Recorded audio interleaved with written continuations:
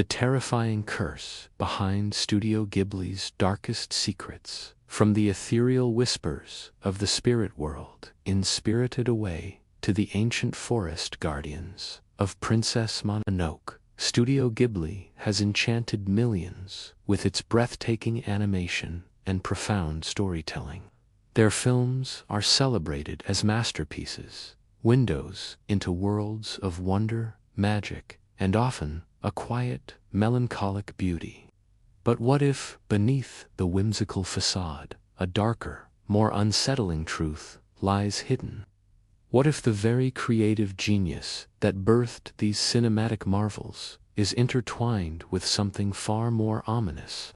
For decades, whispers have circulated through the animation world, hushed theories amongst fans, suggesting a pervasive curse, a creeping shadow that follows the studio's greatest triumphs. This isn't just about fan theories or speculative fiction. We're diving into a collection of disturbing patterns, strange occurrences, and the unsettling question: is there a hidden cost to Ghibli's magic? The legend begins, as many dark tales do, with a paradox. Studio Ghibli, a beacon of hope and environmentalism, has also produced some of the most haunting and, at times, deeply unsettling narratives in animation history. Consider Grave of the Fireflies, a film so devastatingly real, so utterly devoid of hope, that it leaves viewers emotionally shattered. Or the unsettling, almost grotesque designs of certain spirits in Princess Mononoke and Spirited Away. These aren't just artistic choices. Some believe they are manifestations of a deeper, unseen force at play. The first thread in this tapestry of dread leads us to the concept of the Ghibli curse, a strange, recurring phenomenon often discussed in online forums and whispered within the industry. This theory posits that for every monumental success Ghibli achieves, a significant, often tragic, event follows, particularly concerning the health and well-being of its key figures. The most cited example revolves around the release of Princess Mononoke in 1997. This film was an unprecedented success, shattering box office records and bringing Ghibli international acclaim. Yet, shortly after its release, Hayao Miyazaki, the visionary co-founder, openly discussed the immense physical and mental toll the film had taken on him, even hinting at retirement due to exhaustion. More disturbingly, just months after the film's release, a major earthquake struck Japan, causing widespread devastation. Coincidence, perhaps? But for those who believe in the curse, it was a dark echo of the film's apocalyptic themes. This pattern, some argue, repeated with Spirited Away in 2001, a global phenomenon, an Academy Award winner, a film that solidified Ghibli's legendary status. Yet, in the years following its release, reports emerged of a significant decline in the health of several longtime animators and artists at the studio. While the demands of animation are notoriously grueling, the sheer number of ailments and early retirements raised eyebrows. Was the immense creative energy required to craft such a masterpiece drawing something essential from its creators? Was the magic taking a toll beyond the health of its creators? Another unsettling aspect of the Ghibli curse theory concerns its portrayal of nature. Ghibli films often champion environmentalism, depicting nature as a sacred, living entity.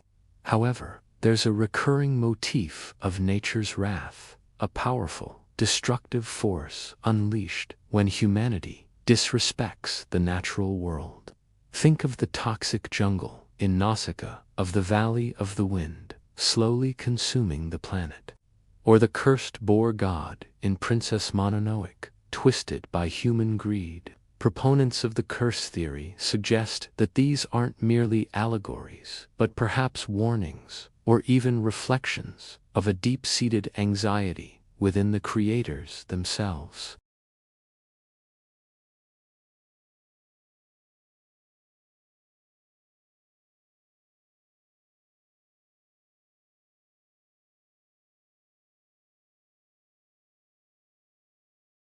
Ancient folklore is rife with tales of artists who become conduits, their creations imbued with a life, and sometimes a darkness, beyond their control. Could the sheer will and spirit infused into Ghibli's creations be so potent that they begin to exert an influence, not just on the audience, but on the very reality surrounding the studio? The concept of anime curses isn't unique to Ghibli, but the sheer consistency of these unsettling patterns associated with the studio gives pause. Remember the infamous Pokémon shock incident in 1997, where an episode of Pokémon caused seizures in hundreds of Japanese children. While attributed to specific animation techniques, it fueled public anxiety about the power of animation to affect reality. With Ghibli, the perceived curse is less about direct harm and more about a pervasive, almost karmic debt incurred for their immense artistic power. It's a psychological burden, an unwritten contract with the unseen. One of the most compelling pieces of circumstantial evidence for the Ghibli curse lies in the recurring themes of loss and sacrifice. From Satsuki and Mei losing their mother in My Neighbor Totoro to Saita and Satsuko's tragic fate in Grave of the Fireflies to Chihiro's parents being turned into pigs in Spirited Away, the motif of profound loss is almost omnipresent. It's not just a narrative device. It feels like an intrinsic part of the Ghibli experience. Could it be that to create such beauty and wonder, the creators must perpetually confront and process themes of sacrifice and emptiness in their own lives, almost as if drawing from a well of collective human sorrow? Furthermore, let's explore the unexplained delays and production woes that have plagued several Ghibli projects. While filmmaking is inherently challenging, some Ghibli productions have faced unusually protracted development cycles, often accompanied by unconfirmed reports of mysterious technical glitches or inexplicable creative blocks. For instance, the production of The Wind Rises, Miyazaki's deeply personal and melancholic film, was reportedly arduous, marked by periods of intense frustration and self-doubt for the director. Was this simply the natural struggle of a perfectionist, or was something more esoteric at play, a resistance from the unseen forces the films depict? The idea of a curse also touches upon the unusual career trajectories of some individuals associated with Ghibli. While many have gone on to celebrated careers, there are also stories, less publicized, of talents who seemed to vanish after contributing significantly to a Ghibli masterpiece. Was it simply the immense pressure of working at such a prestigious studio, or did some find themselves drawn into the deeper, more unsettling currents that flow beneath Ghibli's beautiful surface? The creative process, when taken to such extremes, can be a demanding mistress, and for some, the intensity of working within Ghibli's realm may have been too much, leading to a kind of burnout that felt less like exhaustion and more like an emptying of the spirit. Perhaps the most chilling aspect of this alleged curse is its subtlety. It doesn't manifest as overt misfortune, but as a creeping drain, a pervasive melancholia, or an underlying struggle that accompanies the triumph. It's the cost of touching the sublime, of peering into other realms, and bringing their echoes back to our world. The profound themes of ecological decay, spiritual imbalance, and the fading of old traditions that permeate Ghibli's films could be seen as not just commentary, but as echoes of the studio's own ongoing battle against unseen forces. The beautiful, vibrant worlds they create are often on the brink of collapse, reflecting, perhaps, the internal struggles of their creators against a similar encroaching darkness. The sheer power of Ghibli storytelling is undeniable. Their narratives resonate on a primal level, tapping into universal fears and hopes. But what if this resonance isn't just psychological? What if the collective imagination, so intensely focused on these cinematic visions, creates a feedback loop, giving life to the very entities and forces depicted? In ancient magical traditions, the act of creation, especially of images and stories, is a potent form of magic. If Ghibli's animations are so powerfully crafted that they feel alive, could they, in some esoteric sense, actually become alive, carrying their own burdens and affecting the reality of their makers? This takes us to the deeper, more philosophical question. What is the nature of creativity at its highest level? Is it always a benign force, or can it become a conduit for something else? Ghibli films often explore the line between reality and the spirit world, the seen and the unseen.